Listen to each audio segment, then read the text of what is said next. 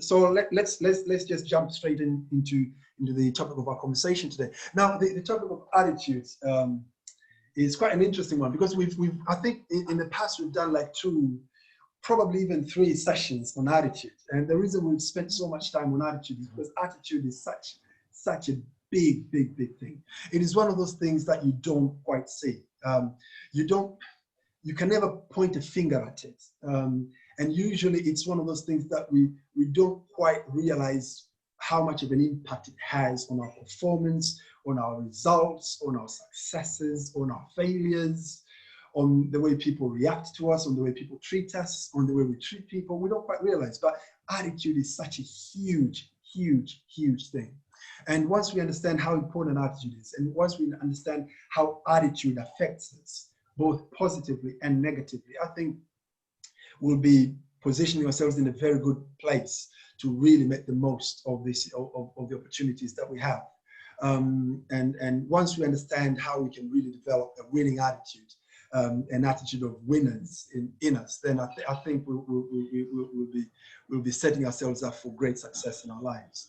Let me share something with you, which is a bit of a recap, because we've done this presentation before, and it's not my aim to spend too much time in this. But I just want to share with you the presentation that I did before, when I did the presentation on the diseases of attitude. Allow me to share it with you really quickly. Hang on a second.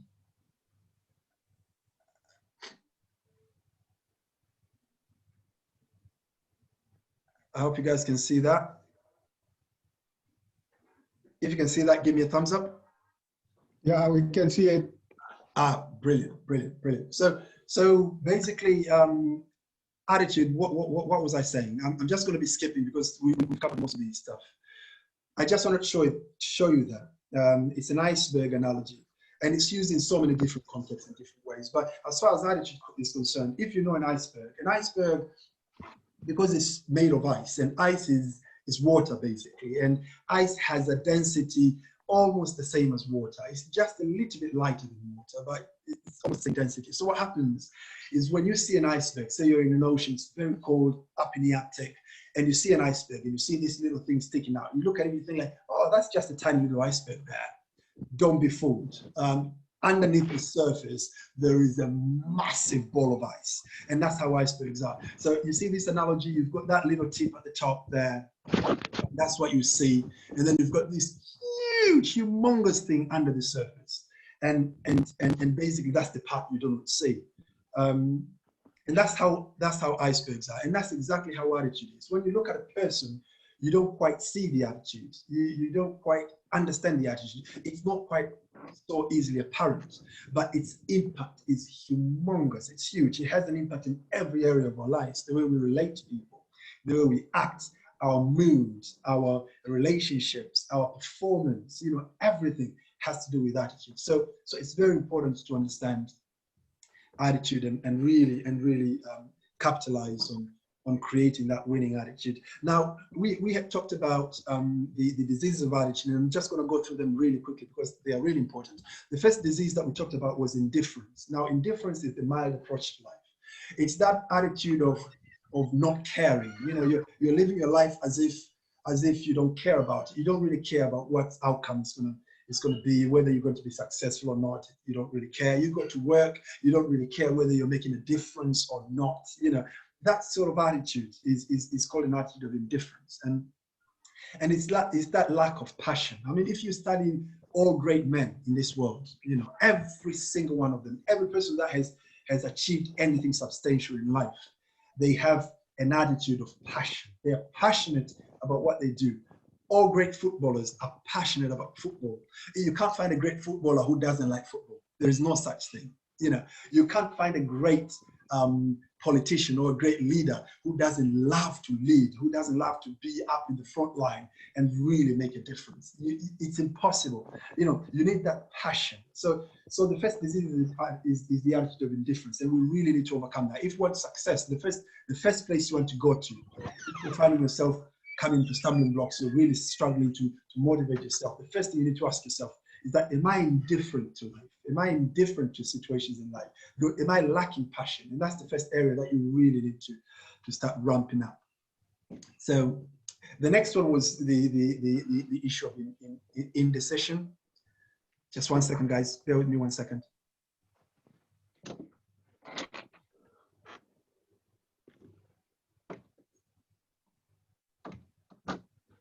Right. Okay. The next one is indecision. Now, indecision is like mental paralysis. It's when you can't decide. You know, have you ever found yourself in a situation where there is a decision to make? You've got to make a choice on something, but you can't get yourself to think about it. You can't get yourself to make that decision. So days go by, weeks go by, months go by, and you're still undecided. And that keeps eating you. So you have this thing in you like, oh, I should make a decision. I need to decide on this particular thing. But you just don't seem to make that decision. And that's also a disease of attitude, because I call it almost like lazy, thinking laziness. You don't quite want to sit down and ponder through whatever it is that you haven't decided on. And you keep pushing that decision farther to the future. So that's another thing. And the only way to break out that, sometimes we're afraid of making decisions because we are afraid of making the wrong decisions. Now that becomes a vicious cycle, because we don't make enough decisions. Every time we try and make a decision, we make the wrong one, because decisions, like anything else, it is something that you need to practice. It's something that you need to do. And the more you do, the more decisions you make, the better decisions that you make. So the only way around overcoming the indecision state is to start making decisions. And don't get me wrong, you will get bad decisions, but trust me, you're better off with that, because by making bad decisions, you learn from them. You get experience, and you learn from them. And next time you keep making bad decisions, and as you go, your decision making becomes better and better. You come from your comfort zone, leads to growth. Next one was doubt. This is quite self-explanatory. You keep second guessing yourself. You keep second guessing other people. As a result, and this is usually the product of your past experiences. Maybe you've been hurt in the past. Maybe you've failed in the past, and therefore you keep doubting yourself. And as a result, you don't want to try anything new thing. You always focus on your weaknesses. And the only way to overcome this is to really focus on your strength. And and there is no way around this. Everyone has his weakness, has his strength. You know about SWOT analysis. You know, you look at your strength, you look at your weaknesses, you look at your opportunities, and you look at the threats, the competition. So basically, you need to be able to focus on your strength before you look at your weaknesses. So many times we look at our weaknesses before we look at our strength, and that's the wrong way. It's the wrong way around. So always focus on your strength first, because once you look at your strength, that will give you the strength to face your weaknesses and sort them out. So to overcome doubt, you really need to get inspired and focus on your strength. And how to do that? Look at others, read about others, look at success of others, get inspired by what they do. And that's how you do it. The next disease was the disease of worry. Worry is a bit doubt. Please. I'm not even too far about. Why? Because I got 180 fine. When? In the morning. I'm the only person here. I'm not serving you. Well, nobody know. Nobody know. Leave the can over there. No mark. No. I got 180 pounds. Sorry guys, I just have to mute everybody. Just bear with me 1 second. Yep, you're all muted. Brilliant. Let me go back to that screen again.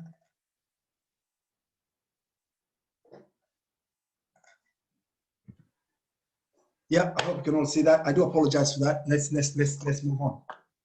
So the next one is worry. Now worry is all about the tendency to focus on the worst case scenario instead of the best case scenario.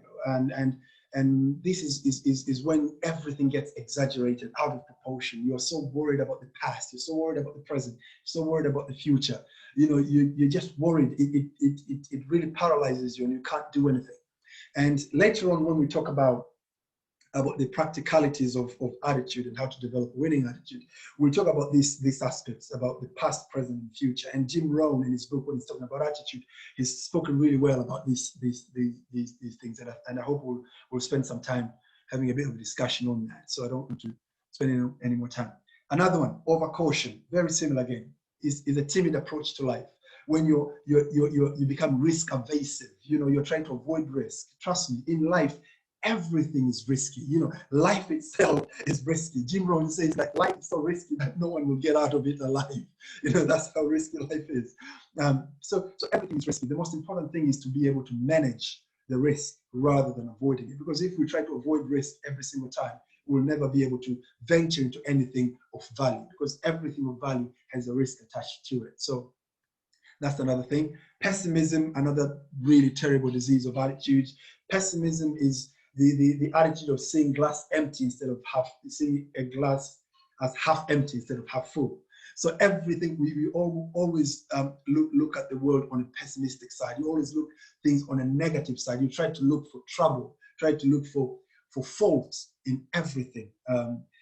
It's the negative outlook of the world. And sometimes, we are creatures of survival, and as creatures of survival, we always focus on the negative because it is the negative that is a threat to our survival. So naturally, we tend to be pessimistic. But for us to really thrive and develop, we really need to develop our optimism, to develop our optimistic side of things, and really be positive about life, and really try and look at the positive things in life and really develop it that way, because that's the way we can really try and make a difference in life. And platforms like this, conversations like the one we're having right now, are serving to do just that, to really make us optimistic about life and optimistic about the future, and really kind of look at your future in the bright side and think like, right, I can make a difference, I can do something. I know challenges are there, I know problems are there, failures are there, but we need to lift ourselves up and say, right, the future is bright, I can make it, I can make a difference, and start making those positive steps going forward. The next one is closed-mindedness. We'll talk about this more later on when we're talking about the practicalities of attitude, because this speaks about learning. It's all about the attitude of learning. Now, closed-mindedness is that attitude of thinking that you know it all. You don't really want to learn anything else. And Epictetus said, it is impossible to begin to learn which one things already knows. That attitude that you think you know everything, and therefore you can't learn. You've shut your mind to any new information. Life is an endless fountain of knowledge and experiences. Be open to new ones because they will serve you well. Always be open to new information. Read new books, attend seminars, attend meetings like this, get challenged by people, affiliate yourself with people, or like-minded people, get challenged, get new information. That is the way that you can open up your mind to great and new ideas, and that's how they can serve you towards your dream. The last one is a big one. It's complaining and self-pity. This is a horrible attitude. It's an attitude of always pointing a finger in the opposite direction. That every failure, every trouble, every problem, every situation that you face that you do not like, you always point a finger to someone else. You always complain that, if it wasn't for such and such, things wouldn't be this way. If it wasn't for my employer, things wouldn't be this way. If it wasn't for the weather, things wouldn't be this way. If it wasn't for the government, things wouldn't be this way. You blame everybody. If it wasn't for God, even people even blame God. You'd be surprised. And so that's also a disease of attitude. I think the antidote of this, it's all about taking responsibility. To complain is to surrender your fate onto someone else's hands. The sign of maturity is to take your own responsibility. Leadership is all about taking responsibility beyond oneself, taking responsibility beyond yourself, taking responsibility even of others. How many times do we see a football team performing badly on the pitch, but the owners of the team, they would never fire the footballers, the players who are actually messing up on the pitch? Who do they fire? They fire the leader, they fire the manager. So leadership is taking responsibility beyond yourself. So a manager sometimes takes the fall for things that are not even his fault, but they take that responsibility. That is what makes them leaders. That is what makes them managers. That is what makes them excel in life. So always take responsibility. Even when you feel you have a reason to blame someone else for it, still take full responsibility, because that is a sign of maturity. And that is what will take you out of that situation. Because the moment you blame someone else, you stop thinking of a solution. You stop thinking of a way out. Because in a way, what you've said is, I've done nothing wrong. It's nothing to do with me. It's someone else. And therefore, it's not my problem. You see? But when you take responsibility, basically, you're asking yourself the difficult questions. You're choosing to face the failure. You're choosing to face the disappointment and say, right, I've been a disappointment. I have failed. I've had this problem. I've had this stumbling block. Yes, people have let me down. But what is it that I can do differently to get a different results? Because it all comes down to action. If you act differently, if you do something different, you'll get different results. And yeah, so basically that was all about the diseases of attitude.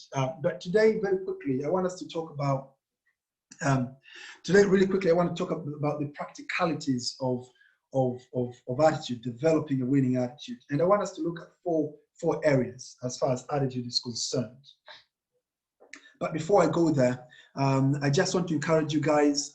We've got a chat section. It's all empty at the moment. I really encourage you, if I say something that resonates really well with you, I want you to chat it there, raise some points. You can say something there. You can raise your own point there. If you have a question, also you can type it there. And then at the end, we'll have time for a bit of discussion and address your question. So I encourage you guys to use the chat section as much as you can.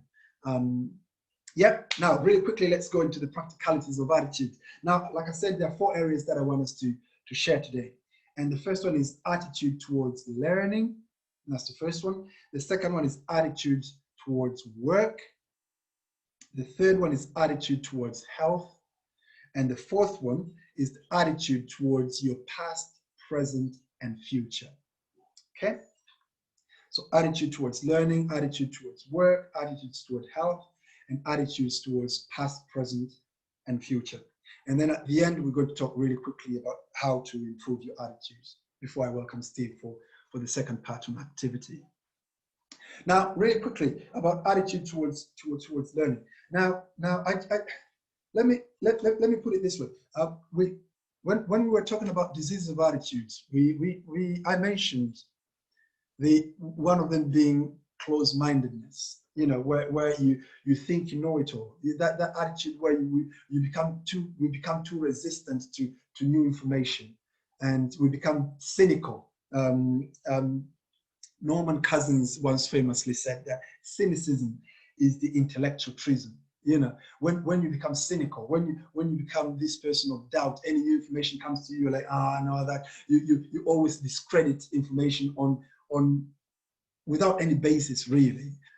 That's what cynicism is, and that is what is called intellectual treason. Because if you're an intellectual, you welcome the challenge, you welcome an alternative theory. You know, when someone comes to you and challenges you and tells you that there is a better way to do what you're doing, you know, and you accept that and you say, okay, well, how can I do it better? And you start learning new ways. That is how you develop. That's how you learn. When I'm talking about learning, I'm not just talking about reading books. I'm not talking about you going to enroll into a college and getting a master's degree or a diploma. Not just that. That is really important. But I'm talking about personal development, getting the best out of yourself, developing your skill, honing your skills, honing your communication skills, honing your people skills, you know, developing yourself to become a better version of yourself.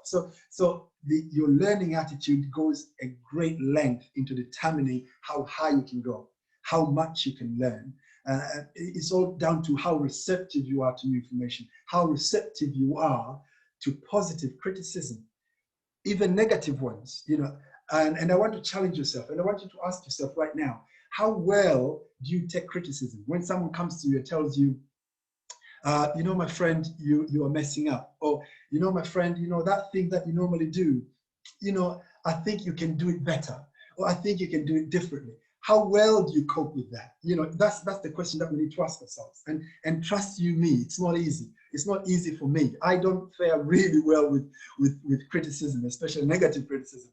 But it is an area that I'm really trying to develop. It's an area where I always challenge myself. When someone comes to me with a negative criticism, or even a positive one, I always check myself and say, right, why am I too negative about this? Why am I too resistant to this information? Why can't I accept it? Why can't I look at it on a positive sense and say, right, how can I improve myself? How can I do it differently? How can I do it better? That's called innovation. Keep improving things, keep getting better.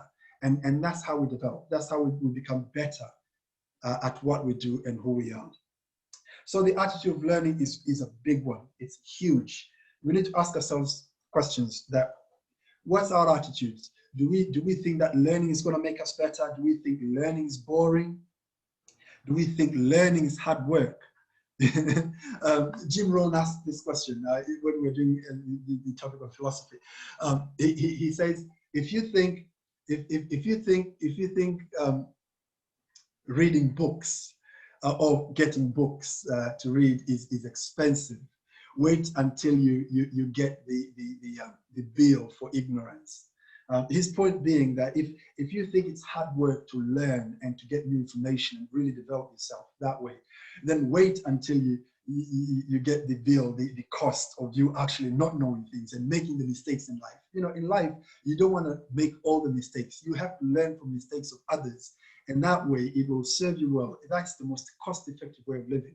So learning is really, really important. I can't stress that enough. But due to time, I need to move on to the next one. Now, the first one was learning. The next one is about work. What's that attitude towards work?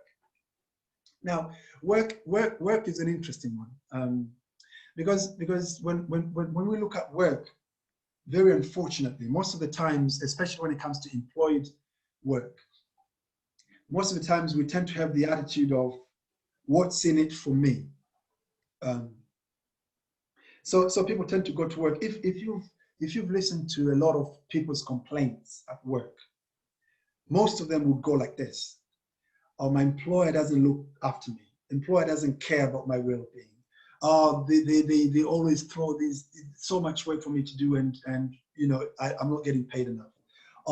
They're bringing these changes, and you know, I don't like these changes. But if you peel through all these layers of these complaints that people are making, at the very bottom of it, at the very root of it, it's just the element of what's in it for me. People are always asking the question of, what about me?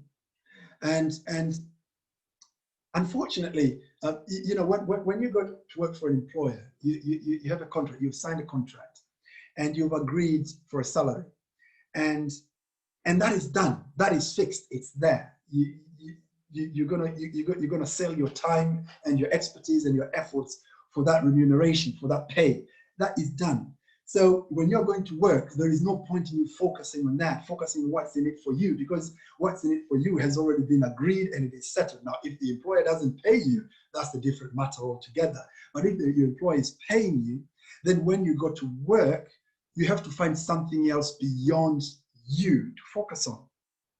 You need to focus on your work. You need to focus on your performance. You need to focus on what you're actually offering, because that is what makes a difference. That's what is going to determine your attitude, and that's what is going to determine whether you're getting something beyond your salary from your work. Because unfortunately, most of us, all we get from our work, from our employers, is just a salary. I was having this conversation with a friend of mine just a couple of days ago, and I challenged him and I said, look, you're working for your employer, and you're working for a very good employer. And I was telling him, I said, look, can you make sure that every single day you go to work, you earn more than salary? That make sure that when you come back home, you've gotten something more out of your work than just the money that you get paid for that particular day. And he was like, what do you mean by that, Charles? And I said, look, you're working for this person. This person has vast experience. You've only worked for this person for a couple of years, but this person has been in this industry. And I was talking about his boss, his director. So your director has worked in this industry for years, for decades. He's got wealth of information. He's got wealth of wisdom. He's got lots of connections. Every single day you go to him, you can learn a new thing in that industry. You can learn a new thing about leadership. You can learn a new thing about management. You can learn a new thing about people development, people skills. You can learn a new thing about supervision, about leading, about management, about all sorts of things, about your trade even. And I said, what you could do is that every single day, make sure you learn something new. Make sure that you open yourself to new information. Make sure you ask questions. Make sure you offer your services to do things that you do not do before. Always be the one who volunteers. Always be in Swahili we have this word we call kimbelembele. I don't know what's the English word for that. Someone might help me out with it. The person who you always first, you always volunteer for things, because by doing that you're learning things. When you're throwing yourself out of the comfort zone, you're learning new skills. You're learning new information.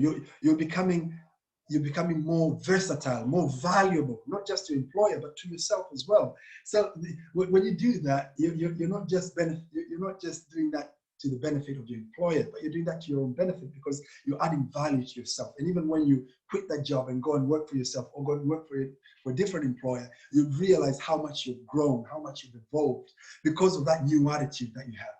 So I just want to point out 4 things here. The first one is what I've just been talking about: enthusiasm. When you go to work, what's your level of enthusiasm?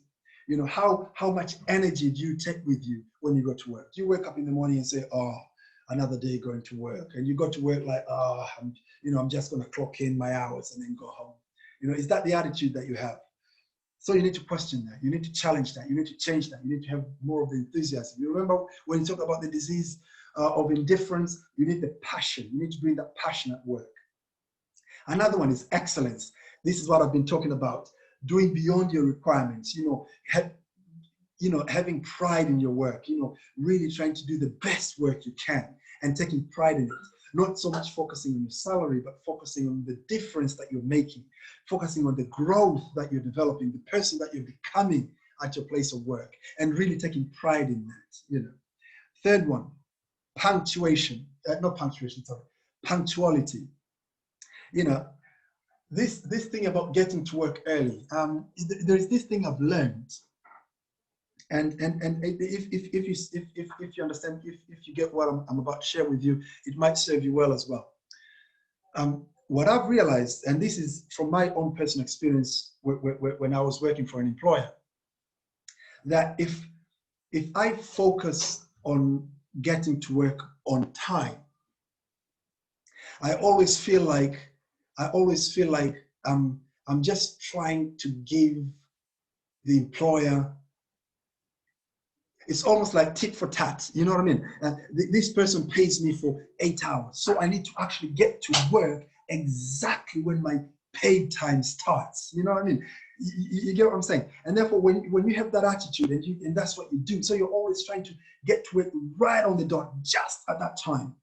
Basically, you are surrendering that control, you're surrendering that power, you're actually surrendering that time to your employer, because you're telling yourself that this is the time that they've paid for, this is the time that I should be there. I can't be there any earlier than that.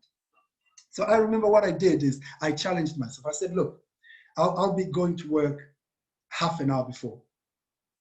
Make sure that I'm always there half an hour. If I'm very late, 15 minutes before. And the reason I'm doing that is not so much because I just want to be there and chat and have, conversation with people and do that and have a cup of tea. No, I mean, I do that as well, but that's not the aim. The reason I was doing that is because basically I'm telling myself that I'm doing this job in my own terms. I'm doing this because I want to do this. I'm here because I want to make a difference. I'm not here because I'm getting paid. I'm here because I want to make a difference. I'm here on my own terms. And it really transformed me. It really transformed the way I looked at work. It really transformed the way I related to my employer, the way I related to my colleagues. It really gave me that peace. And even when I get there, I'm not really in a rush. I'm composed. I'm there because I want to be there. I want to make a difference. My mood is great. My attitude is great. And it's brilliant. It's very different from a person who is rushing in, 5 minutes late, coming in, apologizing, sorry guys, I'm late, always trying to catch up, you're always behind, you're already kind of feeling like, oh, I've kind of messed up, I didn't come in time, you've always sold yourself short Doing that sells, you're selling yourself short, and as a result, you've started your day badly, and your whole mood, your whole attitude towards for the whole day is messed up as a result. So I'm challenging you. It sounds like really simple. Be punctual at work. Get there early. Do it in your own terms. Do it because you want to do it, not just because I'm getting paid for this time and therefore I have to be there. And that attitude can really serve you well. Another thing, your value. Now, this is really a big one. What is your value at work? You know, it's very easy to go to work and not really focus on what you're actually bringing to the table. And so you find yourself in this sort of like vicious cycle of just getting there, do what you always do and go home. Getting there, do what you always do and go home. And you're not really assessing what difference you're making. And as a result, that really messes up your attitude, because to have a winning attitude, you have to know the impact that you're making. You have to have that positive feedback that I'm actually making a difference. Pardon me. I'm actually really inspiring people. I'm actually really changing this organization. My influence is really great. I was reading a book by John Maxwell. I can't remember which one it was. It's probably Developing the Leader Within You, probably. I'm not 100% sure whether it was that one or another one. But he was talking about this, about leaders. And he was saying that one of the things he found so useful in developing his personnel, the people that work for him, is showing them what their value is in the organization. So he said what he normally does is he would call them in one by one, at different times, of course, whether during supervision or randomly. He would call them in, and he would just be talking about them, about their work. So he would say, call his personal assistant and say, look, you know, what you're doing is really important. And basically, by you doing, say, what you did yesterday, you did this and that and the other. By doing that, it allowed me to do this and this and this. And as a result, as an organization, we took a step from here to that. So basically, what he does, he's opening the eyes of his personnel, his workers, his employees, into the fact that what they're doing makes a difference in the grand scheme of things. And as a result, that really motivates them. That really changes their attitude, so that when they go and do what they're doing, rather than just focusing on the nitty-gritties and what they do and really get swallowed up in those stresses, they can look at the bigger picture and see the difference they make. And that brings a whole new level of attitude. That really galvanizes them into the vision of the organization. And I think we can do that for ourselves as well. That even when we go to work, we need to look at our values, what we are really bringing to the table, what is our worth there. If we can assess that and see the difference we're making to the organizations that we work for, or in the businesses that we do for ourselves, then that can really change our attitudes and really push us to do more and do better, because we can see the bigger picture. So that is also really important. So we've talked about the attitude of learning. We've talked about the attitude of towards work. The third attitude is the attitude towards health. Now, this one, we've spoken about it in so many different ways, in so many different contexts, haven't we? But it's all about lifestyle. You know, health is not a one-off thing. We know it's something to do with what we eat, our lifestyle, our exercising, you know, what do we do on a daily basis. But what I want to talk about here is taking ownership of our health. Sometimes we tend to bury our head under the sand. You know, we look at ourselves, we know what we're not doing right, we know what we're doing right, but we know the consequences of our actions or our inactions as far as our health is concerned. But then we just bury our head in the sand and pretend like we do not know what the consequences of that will be. But that doesn't really do us any good. That doesn't do us any good in terms of our attitude. That doesn't do us any good in terms of our well-being. And therefore, the most important thing when it comes to our health is that we need to own it. We need to own our health and say that, right, what kind of health do I want to have? How fit do I want to be? How healthy do I want to be mentally, physically, physical strength, fitness? How does my diet, how good do I want my diet to be? And really start taking actions towards it. Because when we start making it our own, when we start taking actions towards it, when we really take responsibility of it, like I said before, then that's when changes start to happen. That's when we start feeling good about ourselves. And even before we see those changes physically, we start seeing those changes mentally, and that itself galvanizes us. That changes our attitude towards it and gives us the strength to really do the necessary. Eat healthy, do the exercises, wake up early in the morning and do the run, you know, do this, do that, you know, and all the things that are necessary to get the good health. But it first starts with owning it and taking responsibility for it. The last thing I want to say about health is the fact that when, if you're thinking about exercising, or when you're thinking about eating healthy, don't think don't think short term. Don't think about you know, I want to lose weight, for instance. You know, I feel like I'm a bit overweight. I just want to lose a couple of pounds. Because the question I'm going to ask you is, once you've lost those couple of pounds, what's going to happen? Are you going to stop exercising? Are you going to stop eating healthy because now you've achieved your goal? You see what I'm saying? So when it comes to health, it has to be a change of lifestyle for life. So for instance, with me, I've decided that this is my life now. I want to be exercising on a daily basis. I want to be eating healthy on a daily basis. This is going to be my new routine. I want to like eating vegetables. I want to like not eating too much fat or eating too much meat. I want to like not taking too much sugar. It has to be a change of lifestyle. It has to be the new way of life. It has to be the new norm, because that is what is going to bring a permanent change. That is what's going to be the lasting difference in your life. If your focus is always on the short-term goals, that, oh, I just want to lose a bit of weight here, I want to feel a bit good there, I want to fit into this particular dress there, you know, ladies will understand what I'm talking about. If those are your goals, then you will be selling yourself short, and soon you realize that your changes and your activity is not sustainable and it's not permanent, because you've sold yourself short. So always think long term, always think of lifestyle, always think of enjoying the journey rather than the destination itself, if that makes sense. So yeah, so there you have it. Health, work, learning. The first thing is what I said, is the attitude about the past, the present, and the future. And that's the last one that I'm going to be talking about before I invite Steve. Now, basically, as far as the past, the present, and the future is concerned, is when it comes to the past, our attitude to, what is our attitude to our past? What is the attitude to our past experiences, good and bad ones? And there are three things you could do. And I think we learned this last time when we were talking about philosophy. There are three things you can do about your past. You can choose to ignore it, okay? Put your head under the sand and pretend it didn't happen. You can manipulate your past. That's the second one. Now, manipulating your past is excusing your past, giving excuses for your past.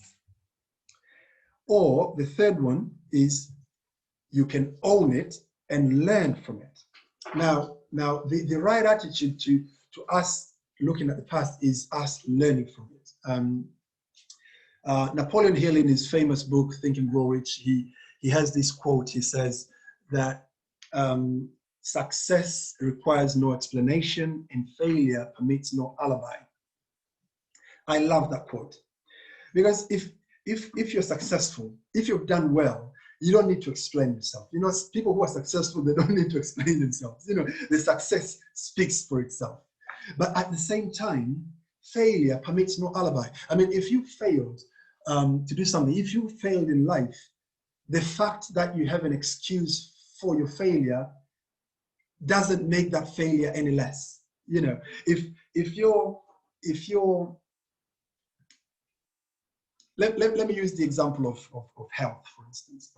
If you neglected your health and you ended up with ill health, you ended up falling ill, or you ended up with a health problem that is directly linked to your neglect to your health. Whether you have an excuse why you neglected your health in the first place. Oh, I was so busy working, I didn't have enough time to do this or that. Whether you had an excuse or not isn't going to make your health problem any less. It's not going to change. If you've ended up in a health situation, you are in problem, regardless of whether you had an excuse or not. It makes no difference. So quit giving excuses. The best thing we can do is to look at our situation and say, right, this is my past. This is a situation I find myself in. These are my wins. These are my victories. These are my failures. These are my problems. I'm owning them. I'm taking responsibility for them. I'm learning from them, and I'm moving forward. Learning from your past is the best attitude, and it will serve you well. And I can't say any more than that as far as your past is concerned. When it comes to your present, I can only say one thing: be present. The worst thing we do in life is we go through life blind. There are two kinds of people in this world. There are those who get through life or get through the day, and there are those who get from the day. Now, what do I mean by that? There are times you wake up in the morning and you don't feel like it. You're like, oh, I need to get through this day again. I need to do this. I need to do that. And you're going through the day almost like you're clocking time. You know what I mean? And you're not really trying to get anything out of that day. You're not really enthusiastic about what that day is going to bring. You're not really looking at the lessons of the day. You're not really looking at the experiences of the day. You're not really looking at the challenges of the day and really trying to get things out of it. And that makes a massive difference. Someone who gets things out of the day is a person who goes through the day and comes at the end of the day and sits down and looks back and says, right, today I went through this and through that. And you have your journal and you're writing down and you say, right, I got this problem and this is how I sorted it. This is how I failed. This is what I should have done. This is what I'm going to do differently tomorrow. You're getting something from the day. The day is not just 24 hours. The day becomes an accumulation of experiences, an accumulation of encounters, an accumulation of victories, an accumulation of failures even. But then all those inform you. All those, they add the flavor, they add the color into your life. And because you were present, you lived it, you experienced it, you added something in life because of it. And that's the attitude you need to have in life. This is what I do every morning when I wake up. I have this planner. And so when I wake up, the first thing I do, obviously, I pray and I read the scriptures because I'm a man of faith. But then the next thing I do is I pull my planner up and I start writing in it about the day. What do I want to achieve today? What things could cause me to fail? So I even anticipate the problems. Who do I want to impact in my life today? Who are the people I really want to make a difference in their lives for this day? So I write all these things down. And by doing that, I'm setting myself up to actually experience the day and live the day deliberately and really get things out of that day. And if you live your life with that kind of attitude, I'm telling you, your life will change for the better. So I encourage you, as far as the present is concerned, you need to be present. You need to be deliberate, and you really need to try and get the most out of your day, out of your week, out of your month, out of every situation that you're faced with. As far as the future is concerned, we've talked about the disease, the disease of attitude, the disease of fear.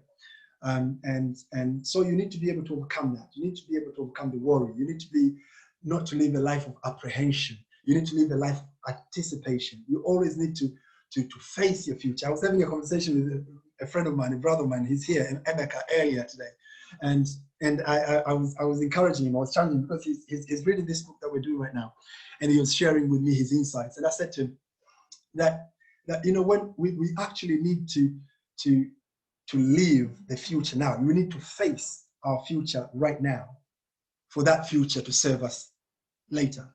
If the problem with us sometimes is that we focus on the now and we don't want to think about the future. We don't want to think about our dreams. We are afraid to dream. We are afraid to think. We are afraid to really let our minds loose and plan our future and think about it and deliberate on it. And as a result, we have sold ourselves short. So I was kind of encouraging and saying, like, look, you need to face your future right now. You need to be able to think about your future right now. Think about your plans for this year. Think about your plans for next year. Think about your plans for 5 years from now. Think about what are you going to do in your retirement. Sometimes I sit down for hours even thinking about what kind of life do I want to have during retirement? What sort of inheritance do I want to leave, not for my children, but for my grandchildren? And you can think I'm mad, but investing in thinking about your future is what's going to make a difference. Having that attitude of really wanting to face your future now and facing it with enthusiasm, facing it with that determination to make a difference is what's going to make a difference. So that attitude of facing your future with enthusiasm and excitement is what is required to really make a difference in your attitude. So having said that, guys, I don't want to take any more time. I just want to leave some time for discussion at the end and for Steve for his presentation. So in a nutshell, that's what attitude is all about. And if we can get something out of what I've just said, if you can get one thing out of this and run with it, I believe it will serve you well. I believe it will make a difference in your life for the better. I said I was going to share about how to develop a winning attitude, but I will pause that for now, allow for a bit of discussion, and then I'll invite Steve to carry on. Thank you so much for listening. I'll invite 2 or 3 contributions before I invite Steve. Dr. Kanina, I can see your hand. Yes, I think I followed you up as you went through, and I'm very impressed by the presentation, Charles, that you have done. And it's a new challenge, the way our attitudes influences who we are or determines who we are. My question is perhaps not from philosophical, but maybe psychological point of view. How much of attitude do you think is natural or is created? Say, for example, when you are talking about the pessimism bit of it, I have lived in companies of people or in associations of people, and you find a person who look like naturally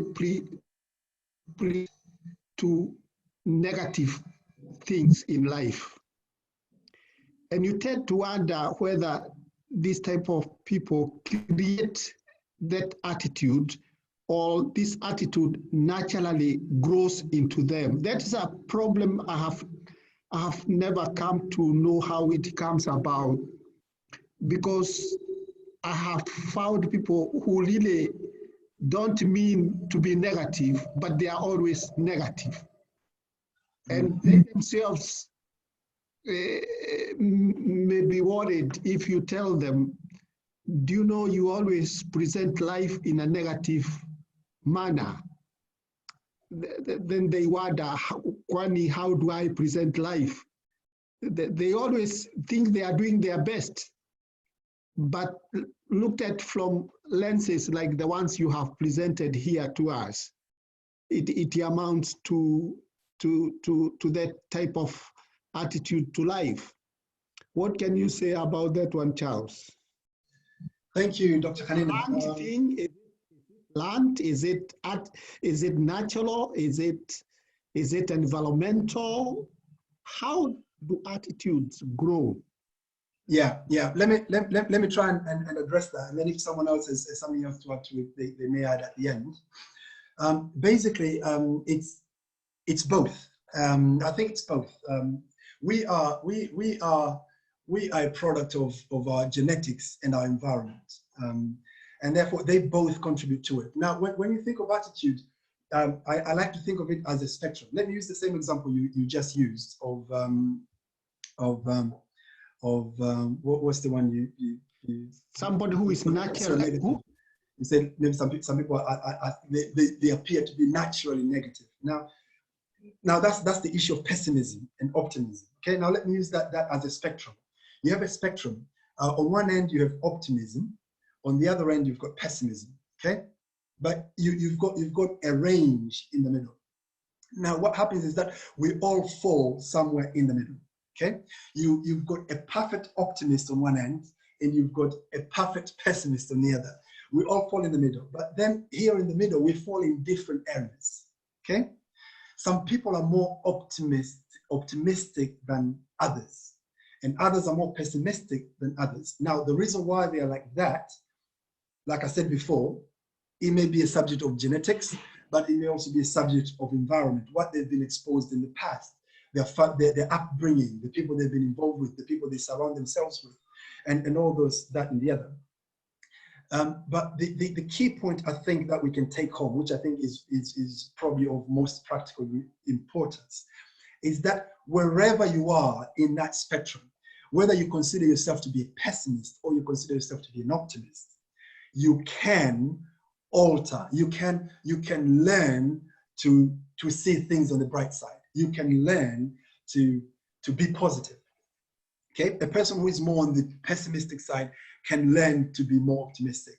And very unfortunately, even the most optimistic person can be dragged to be pessimistic if he hangs out too much with pessimists. You know, that's just a fact of life. So I think what can, I'm not sure I'm really answering your question, but I think what is of most practical value is the fact that wherever you are in that spectrum, you can improve it. You can learn to see things more positively if you make the right choices. I mean, let me go really quickly and mention some of the things you could do, because basically that's what creating a winning attitude is.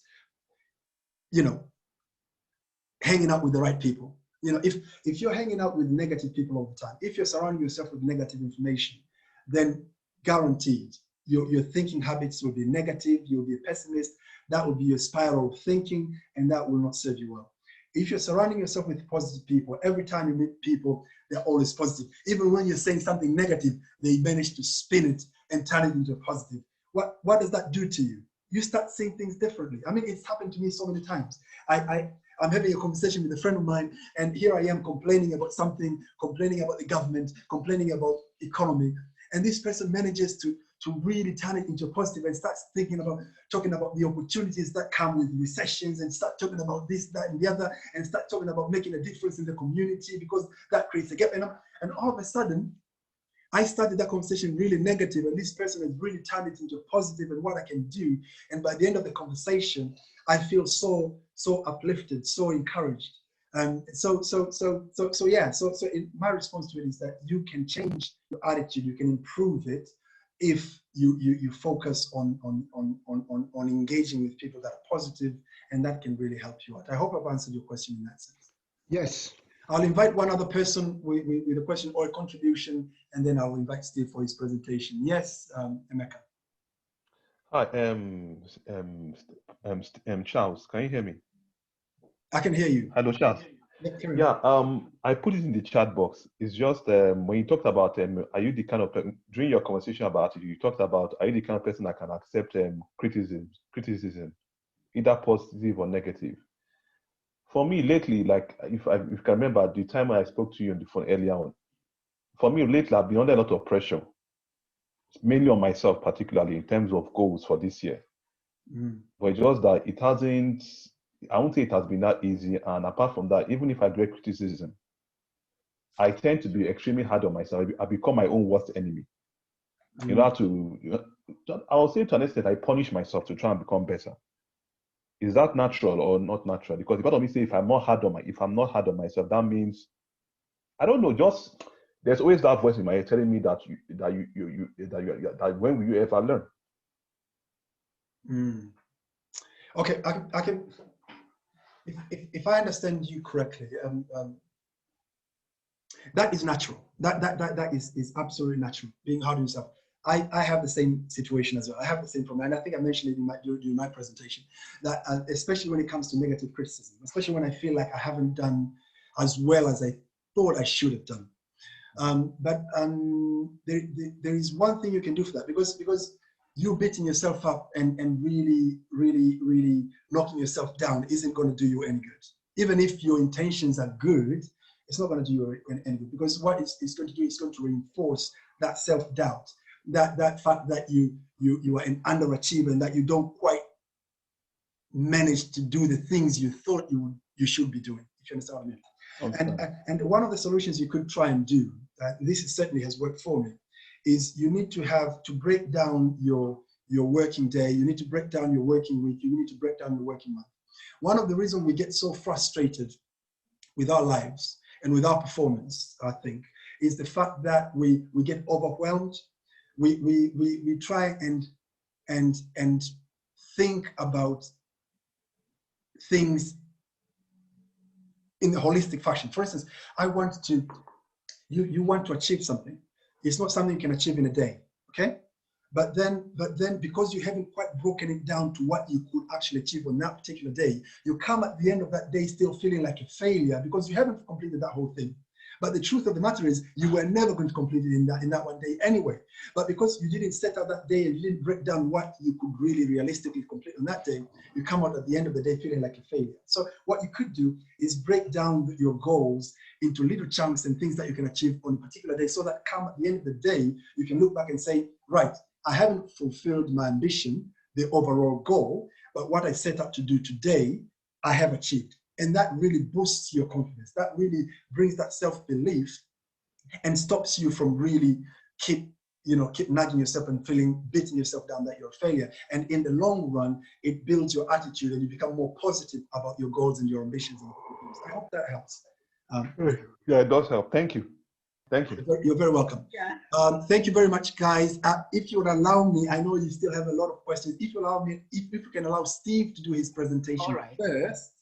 And then I didn't have time to go through the chat section. If you can put anything on the chat section, I'll be policing it. And then at the end, we'll try and address some of the other questions, please, if you'll allow me. Having said that, thank you very much for listening to me. Steve, the floor is all yours.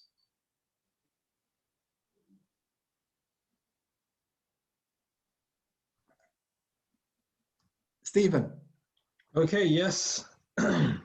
Yes. I hope everyone can hear me. Yes? Yes, we can. Oh, okay, yeah, that's good. Thank you very much, Charles, for the presentation, really. I know the time is a little bit of a scarce commodity, but yes, we try to squeeze in. But yes, actually, I did learn this attitude thing a while ago, and I've come to realize is one of the major things that really can make you fail or succeed, you know. And the bad news is we don't learn this at school. They don't teach you, you know, this thing in school, but it's something that, you know, of really good, big value, you know, and it's something real that we need to cultivate, you know, and make it a part of our life. So I'm going to rush so quickly, to be honest, because the time is fast spent, and I'm going to use a lot of slides. So if you're using your device, a phone or something, please make sure that you can see, because my presentation will go very, very well with the slides that I am going to present. Now, on my side, I'm going to talk the second part of the presentation today, which is about activity. Okay, and I'm sure that we're all aware that we are working on the book that is called "The 5 Major Pieces to the Life Puzzle" by Jim Rohn. That's the book that we're trying to ponder, yeah, to discuss and learn something about from that book. So if I can share my screen for everybody to see.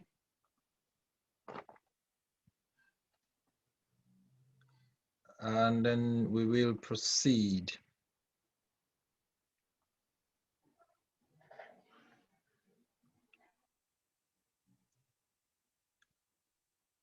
Well, I hope we are all able to see the screen, yes?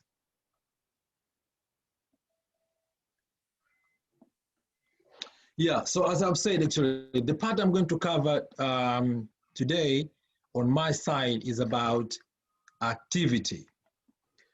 And it's a bit strange, actually. Everything that we do is activity. You know, what we're doing now, we're doing an activity. You know, when you go to sleep, it's activity. When you sit eating, you know, if there is no activity, means you're not alive. But it's very thingy that we don't think consciously. We just do things. You know, I got this plan. We just do things. But after I read the book, I've come to realize that it's something that I have to really think about consciously. Okay, because activity makes the difference. And for those who believe, those who read the Bible tells us that faith without action, the faith is dead. You know, so I've come to learn that, okay, my philosophy about activity really counts into the results that I'm going to get in life or in every project that I'm engaging in. Okay, and Mr. Rohn is kind of reminding us, say that you know, activity, you know, the labor we put into the plans that we've made really matters. The quality of activity that you put in whatever plan that you have really matters. Okay, but it's something that most of the time we don't think about. We think of other things, and we forget that, you know, activity really counts.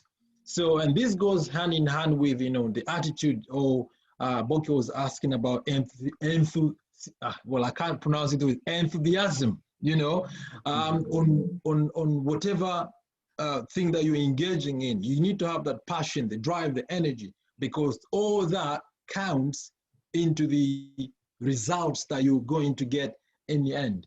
So it's really important for you and me to kind of check, you know, what's my philosophy when it comes to activity, you know, when I'm engaging, you know, what's my philosophy about this, you know, what's my take, you know, how seriously am I taking activity into account when I'm engaging on whatever thing that I am doing. So that's number one, that, you know, activity really makes a difference.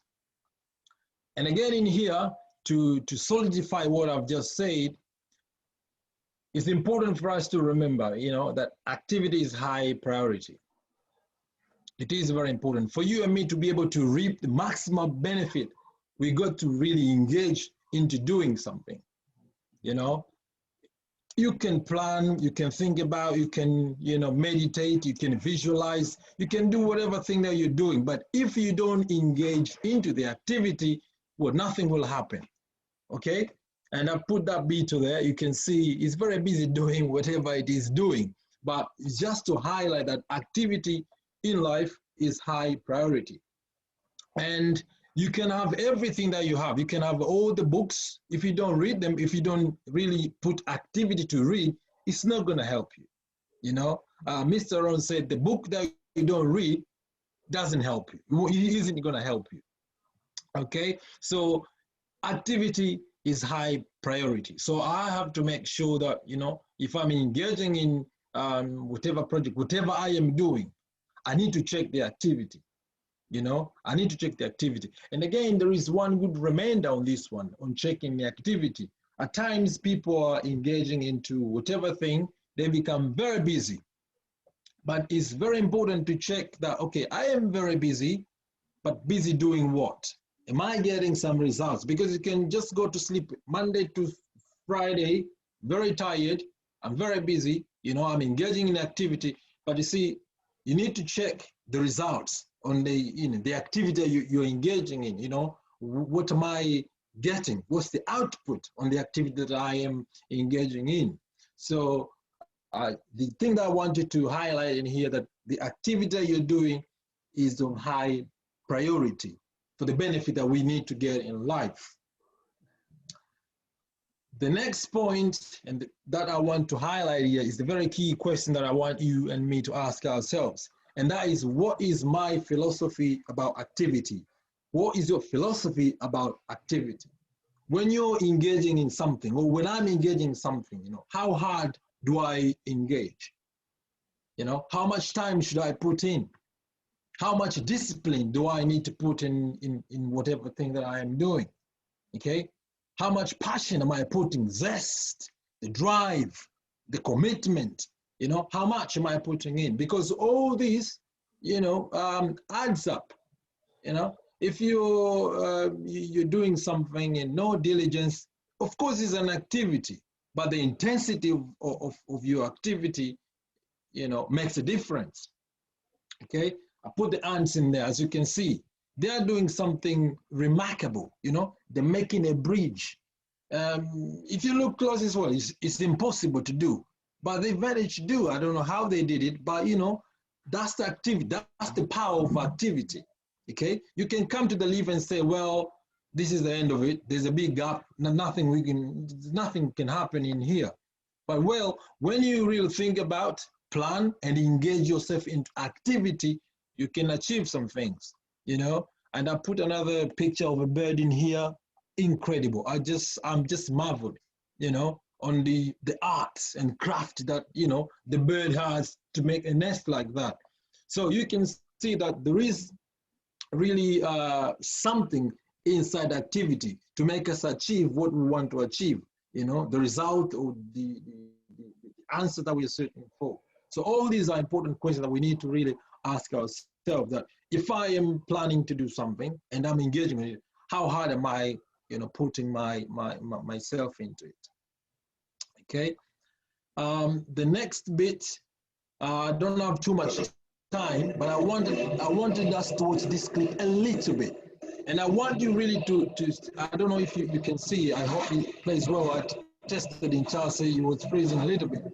But I wanted to see, you know, the art that this lady has. And to me, it comes into how much time really did she engage into perfecting what she's doing. Okay, most of the time, you know, you really have something, you want to achieve something, but you're putting today, say you say, oh, I want to achieve a big muscle. You're exercising today half an hour. It's the first day. You got the energy. Tomorrow you skip. Day after tomorrow you do 10 minutes. You know, the other day you find an excuse. But I don't think this lady would have performed what she's doing if she was lazy. She's almost defying the laws of physics. You know, if you look at it, it's something that really she put a number of hours, you know, the dedication, you know, the passion, the zest to make sure that, you know, she's really achieving what she's achieving. That's it's an incredible, you know, thing to achieve. You know, it's a really powerful clip to watch, because I'm trying to imagine how much discipline, you know, that she had to put in, how much time that she had to spend to perfect what she's doing.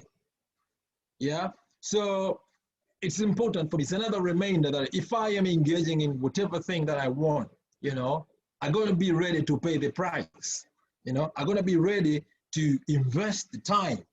You know, I'm going to be ready to invest the discipline and all this. So what she's doing is really incredible, is unbelievable, you know, but all this is very possible simply because she took time, you know, she invested the time to practice, you know, and I'm sure she fell down, whatever, I don't know how many times, but I'm pretty sure, you know, it wasn't an easy ride. See what she's doing?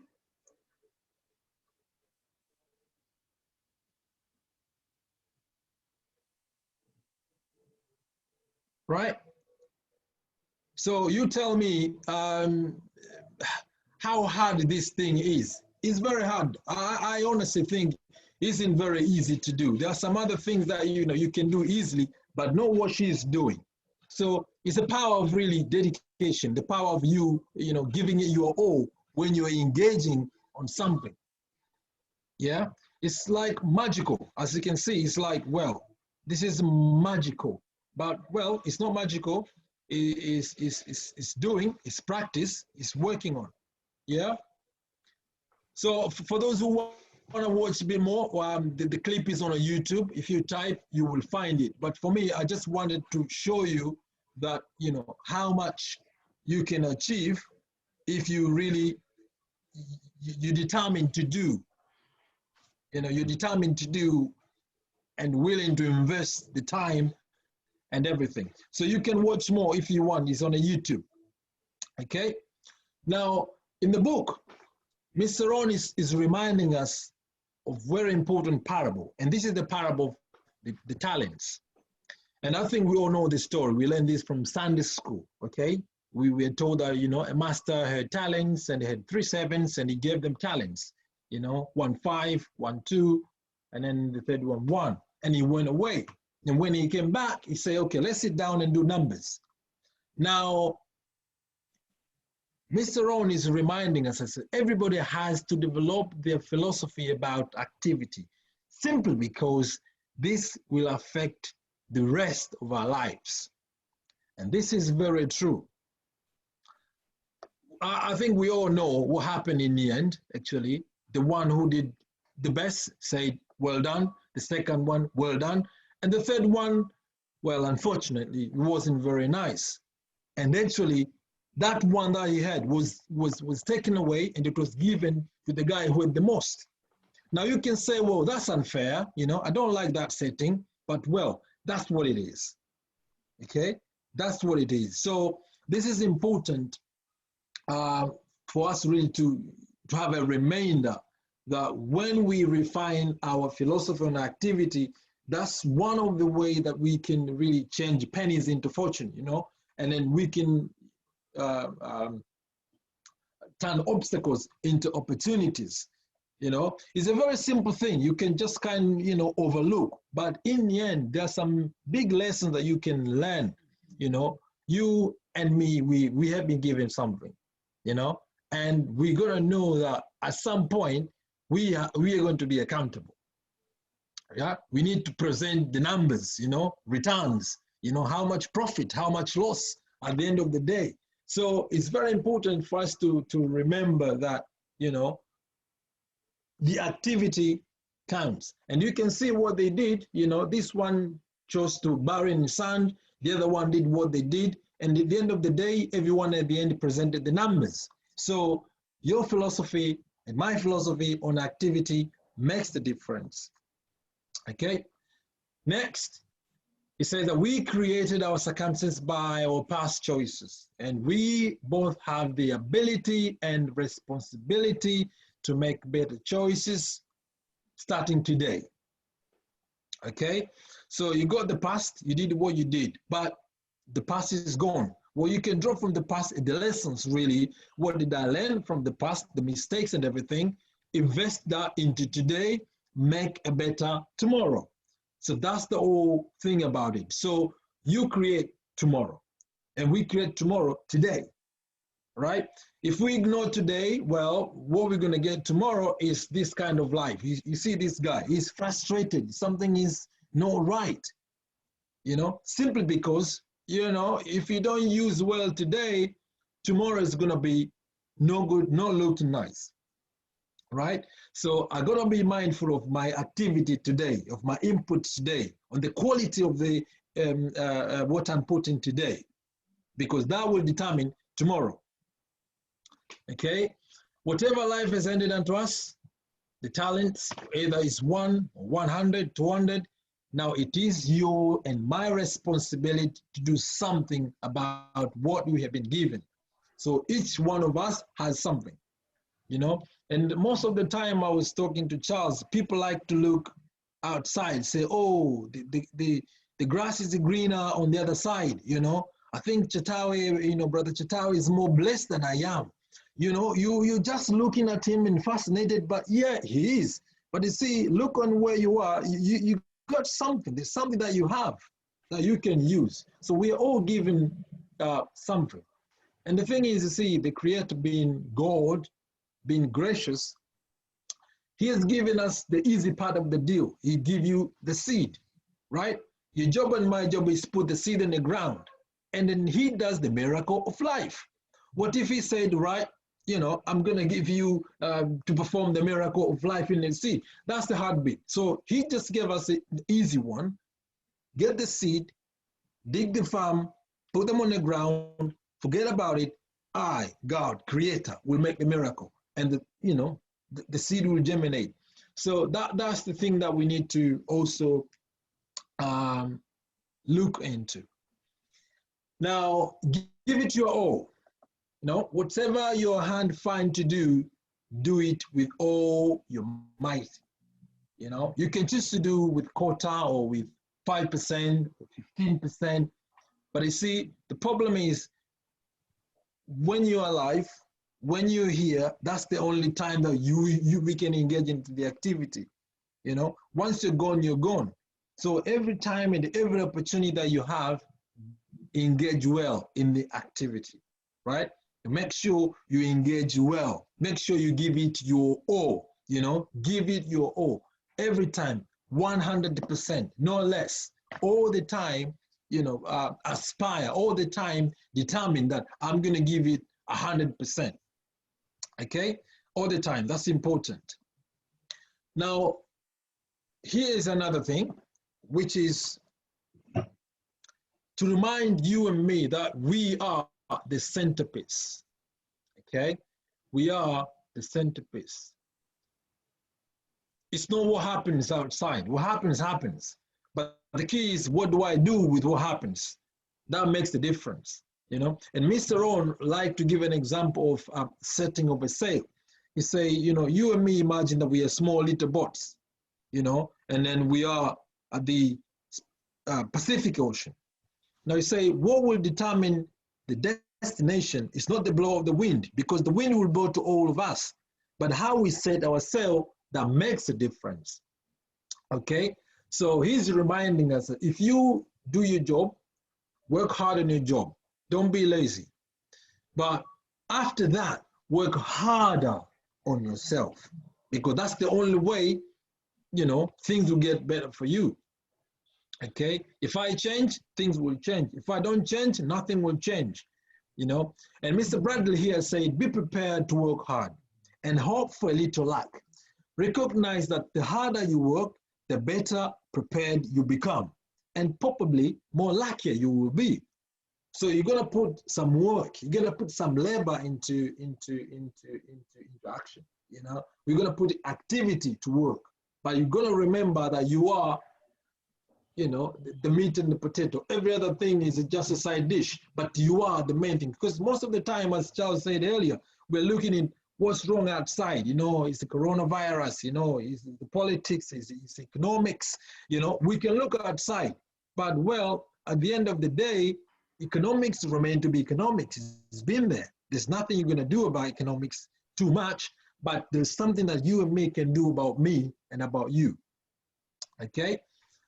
The next point, very important.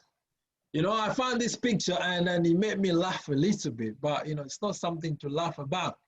They have say, look at the bottom here, the poor people are the one really working hard. But, they say the poor people, maybe they're poor because they're lazy. And then the rich people, they're there enjoying a drink. The picture says the rich people are working very hard. But the thing is, what I found is important for us to kind of understand the setup. When we say the economics, when we say the politics, there is a setup. There's a way that things work. And unless we learn how things work, well, we're not going to reap the maximum benefit.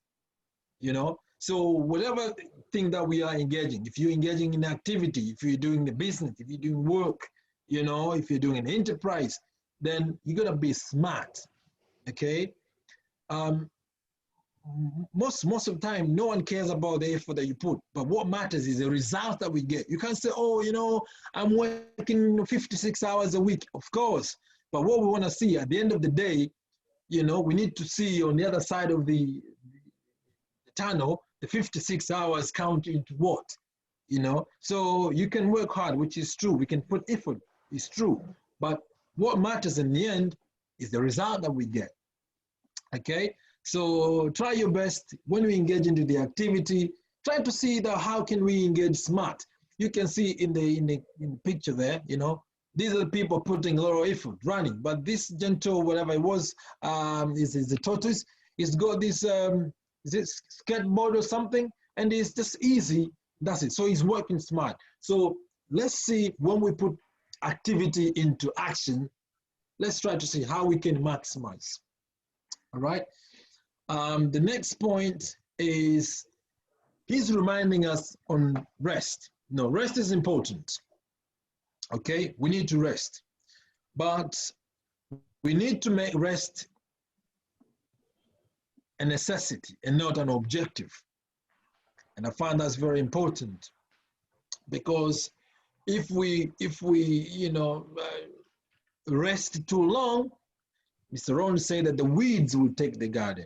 You know, so all the time, you know, make sure that we're productive, we make sure that we really engage into activity, and then we need to determine, you know, the ratio of resting. For the believers, I read the Bible, the Creator gave us 6-1, 6 days of labor, 1 day rest, you know, but you can choose, say, I want 3-3, you know, 3 days work and 3 days I'm sleeping. It's your choice. So it's just how you decide what's your philosophy on rest.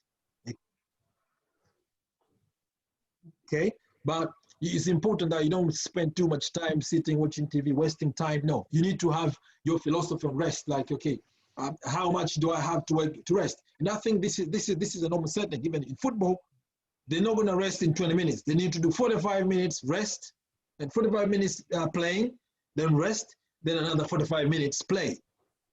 You know, so there is a formula for that. So have your own.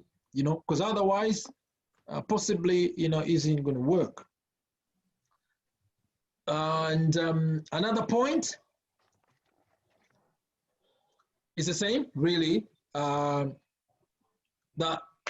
the key thing about life is a real enterprise. You know, you see how much we can, you know, we can become, you know, the productivity, you know, how much we can produce, you know, and how much we can use the chances and the opportunities and the seasons, you know, that is a essence of life, you know. See the gift that we have been given, how much you can use them to make the world a better place, you know, to make a difference, you know. So you need to have all that. And all this comes into what we've said, you know, what's the philosophy about rest, you know, versus activity. Okay, so you have to decide and choose.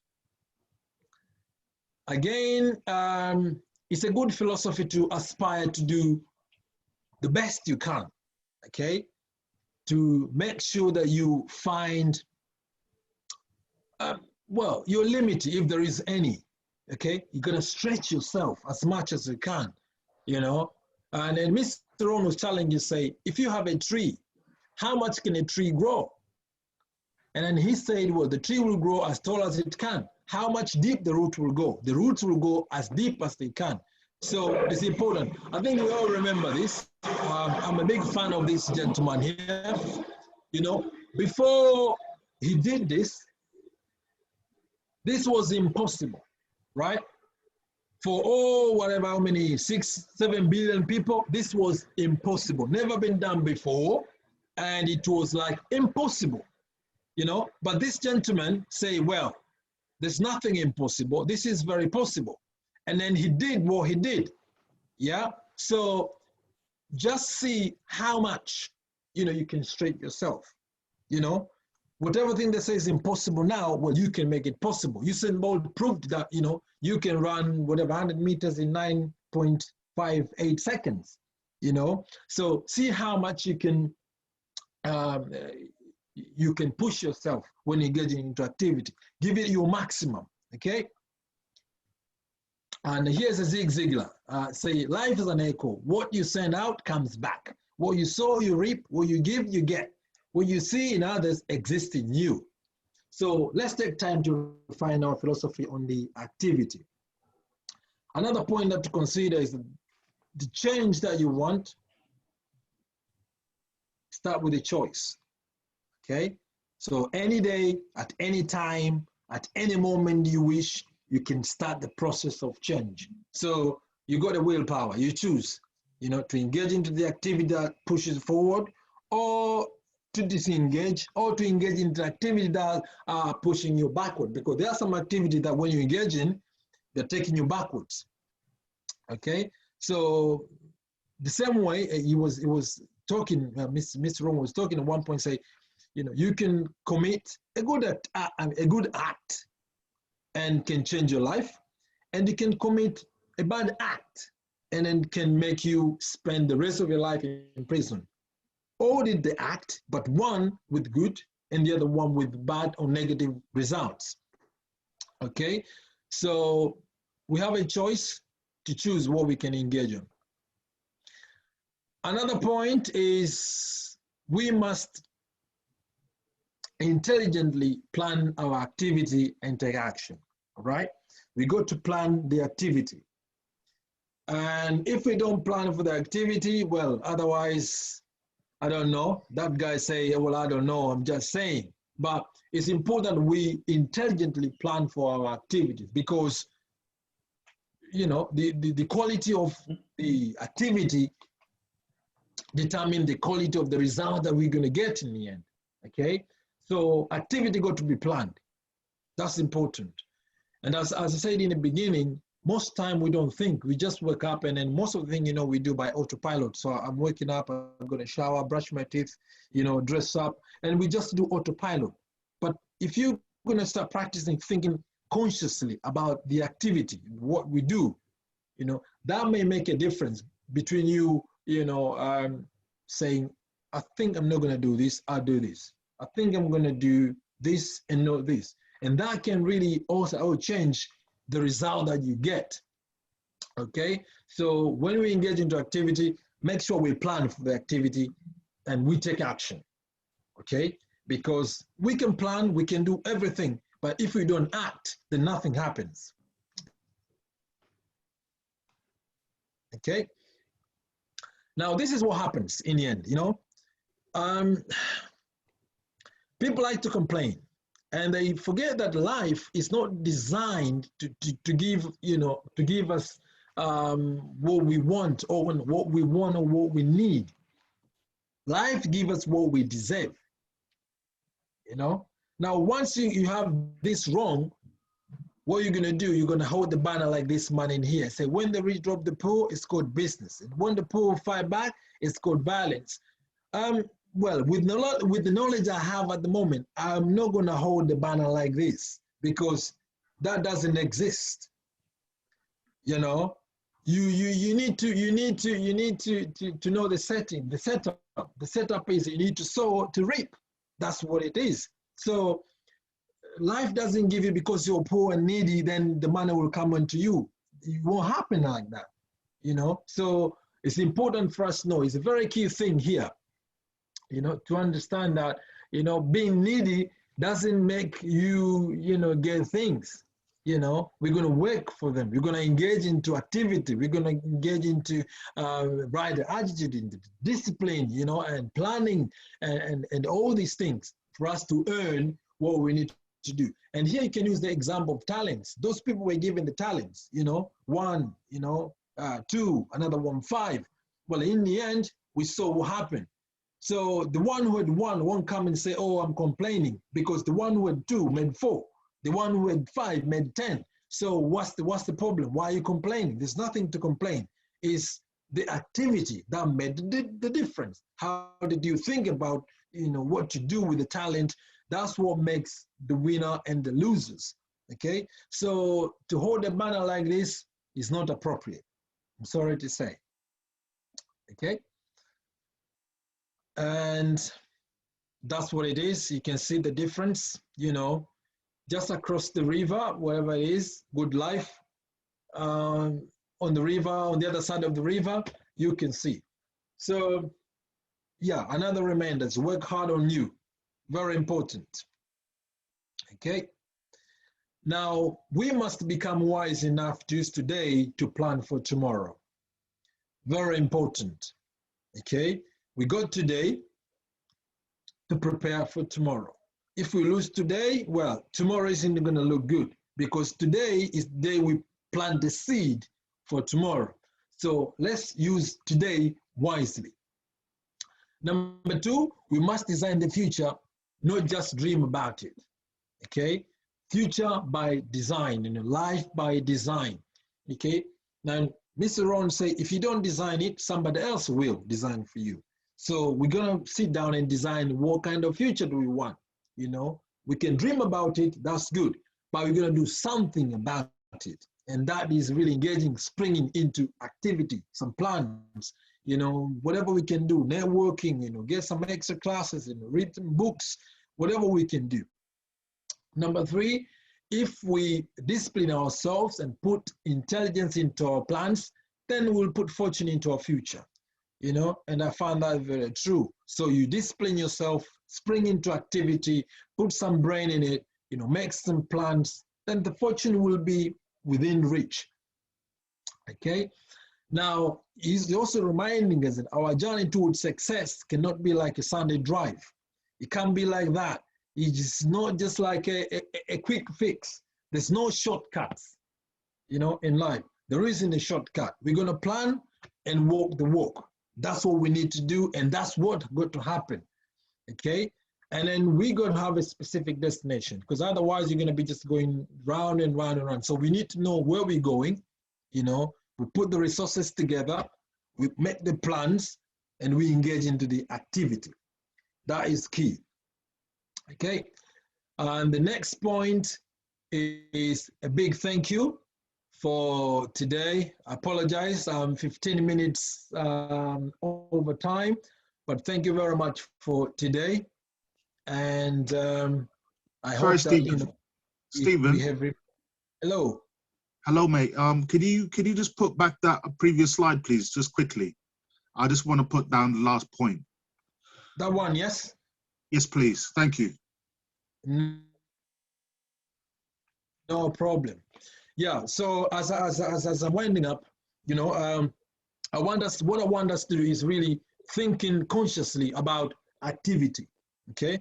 Well, I know as a human being, as a live creature, we got movement, motions and all whatever it is, but we got consciously think on activity. When we make the plan, let's think of the activity, the what quality we're putting in, how much zeal we're putting in, how much passion we're putting in, and all this. Okay, and I believe you put that one plus the right attitude, then success should be within reach. Okay, so I hope that this has edified somebody. Somebody's got something to ponder for the week. And yeah, I think I should maybe return. I can return back to Charles. Thank you so much, Steve. That was absolutely powerful. That was absolutely powerful. Activity. At the end of the day, it comes down to action. We may talk about philosophy all night long. We may talk about attitude all day long. But if that doesn't translate into us actually taking action and doing things differently, it really means nothing. But that's why we say these things are in a flow, isn't it? It starts with your philosophy. Your philosophy informs your attitudes, because philosophy is about what you know. Your attitude is about what you feel about what you know. And now action is the result of those two. Once you feel great about what you know and you know a lot, then that will inform your activity, and your activity becomes a quality one, and that's how the difference comes. So thank you so much, Steve. Now, because we are running out of, you want to say something, Steve? Yeah, I just want to say hello to Brother Emmanuel, because I haven't seen him for a long time. I hope he's doing fine. Brother Emmanuel, Chatawe. Thank you. Thank you.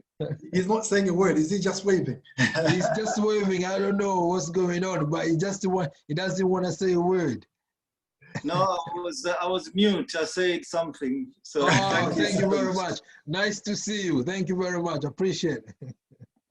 Yeah. So we're running out of time, but I would like to give an opportunity to Grace because she had something to say earlier. And Emeka, I saw you raised your hand. Did you have something to say, or was that from previously?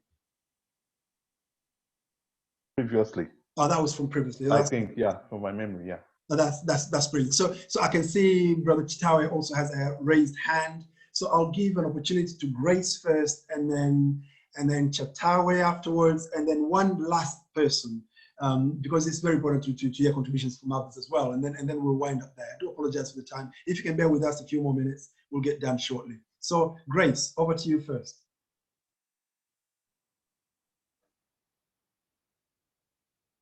You're mute.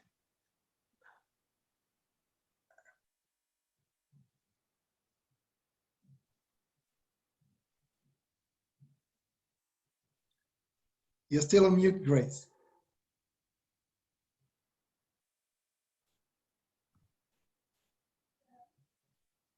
You're still on mute. You need to unmute yourself down below. It should be a button down below on you.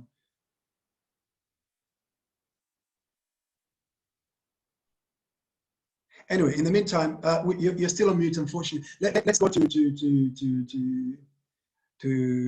Chitawe, and then we'll come back to Grace after Chitawe. Emmanuel, the floor is yours. Yeah, I thought after raising my hand, I thought maybe I shouldn't have done that because we don't have enough time. Thank you so much for both presentation, but there was a last sentence from Stephen that really made me think, because there's a huge debate around what the point was made, that life gives us what we deserve. And I think that really need a little bit of thinking around that, and the ability to be reflective in terms of really the wider external issues. And I know the argument from the other side is about choices we make, which determines the desired outcome. However, there's a debate that needs to be reflected on that, because, think of pandemic this time. That was not a desired outcome. So just one example. So this is why I'm saying it's a huge debate, and I'm positive on that. I'm not negative, and I'm trying to really be thinking outside the box, and what I do to ensure that I make the right choices. But however, I need us to go back and do our own research, because within sociological perspective and in social work, which I'm doing the course at the moment, this is one of the huge debates, that when people are going through issues, is it necessarily their own choices? So that's a question that needs to be asked on that point particularly. Thank you. If I can say a sentence, Brother Chad, just 1 second. See, now the thing is, what I'm saying is when we have something like a pandemic, that's for all of us. So no exception. So we share all of us. So on that matter, that's okay. But when we come into maybe individual something, then possibly, yes. So finished. Yeah. And Grace, are you ready? I am, yes. Sorry. Fantastic. Just 1 second. Just hold it for a second. Pastor Chitawe, if I may also add on your point. I think it's very important to understand where our conversation is coming from. Our conversation is coming from the point of view of personal development. And I think I've said it here in this forum many times before, that things happen to us. I mean, life happens to us. And there are a lot of things that are out of our control. Now, when you talk of personal development, what you're looking at is, what is it that I can do different to alter the outcome of my life? And the truth of the matter is, in whatever situation that we're faced with, good and bad, the ones that we have control of and the ones that we do not have control of, there is something that you can always do different. You can do different before, you can do different afterwards. So what we're saying is that we're not saying that everything is your fault, or everything is a result of what you do or you don't do. But once that has happened, it is within your power to decide how you're going to take it forward. That's the whole point of that conversation. So we're talking about in the point of personal development, and in personal development, it's all about you taking control. And I think I said it earlier, very early on in the conversation, that it's all about taking responsibility, even when you feel that it is not your fault. And that's the sign of maturity. That's the sign of leadership, and that is what is going to make a difference between a person who will remain in a problematic situation to a person who will come out of that situation. I agree with that statement. I wanted us to reflect on that. As you know, you are well aware that there's a huge debate around that. Somebody said quickly, as you know, what has happened within the political decisions a few years back is a social matter. So it's and I read that statement. I said, what do they mean by some political decisions that are being made is equal to social matter? That means there are some levels of things that are not really within our own ability to change. So I'll leave that, and it's something that is really crucial for us to discuss. Thank you. Absolutely. Thank you so much, Chita, for your contribution. That is fantastic. Grace. Yeah, I was going to say this has been a huge conversation, and Charles and Stephen, I don't know how to describe you. I mean, I wish all the world will come and listen to you guys. This is priceless. It's just like gold dust, as I say. Yeah, I was going to say, but Charles, you have answered some of the things I wanted to say, because when Dr. Kanina was saying about negative people and positive, and I was going to say the environment has a greater, influence on that, because you could be a positive person, but if you find yourself in the negative environment all the time, you become negative. And if you don't realize you are veering up to negative, you won't change. True. So the negative, the environment has a greater role to play, because as they say, nature and nature. Absolutely. But eventually you need to know, somebody needs to tell you're being negative so that you can change. But if there's nobody to point it out to you, you continue, carrying on doing that. Absolutely. And also, yes, Emeka, when you were talking about your not being satisfied with your achievement, I was going to say you probably setting a high, unachievable objective, and that is bringing you down. But Charles, you responded to say that he has to set achievable, small objectives, and as he achieves them, he'll be satisfied that he's achieved something. Yeah, so that's what I wanted to say earlier. But it's been a great topic. I take my hat off for you too. You do. Thank you so much, Grace. Thank you so much. We appreciate that. Thank you for those positive compliments, and thank you for your contribution as well. It's always priceless hearing from you guys. We really wish you could hear from every one of you. Unfortunately, 1.5 hours is never enough. Mr. Chatari, did you want to say something? I see you are muting yourself there. Oh, yeah. I wanted to follow up with a statement from the madam there, Grace, to say, I think for some people, in terms of environment. So I promise you guys, this is the last comment, and then we close the meeting. Sorry. Go on. I wanted to just quickly say this, for some people, I think from their formative years, they've been really made to be who they are, and we need to create a supportive environment for them. Thank you. Absolutely. Yeah, I agree. Yeah. Thank you so much, guys. Thank you, everyone. Thank you so much for joining us today. Thank you, Stephen, for your presentation and the time it's taken you to prepare it, guys. It's not easy.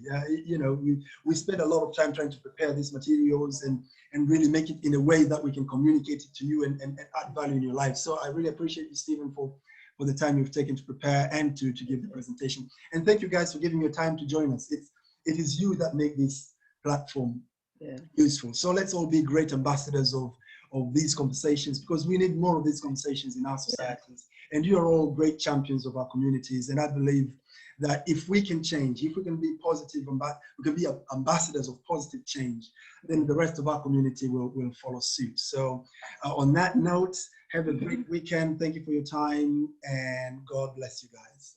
Thank you. Thank you.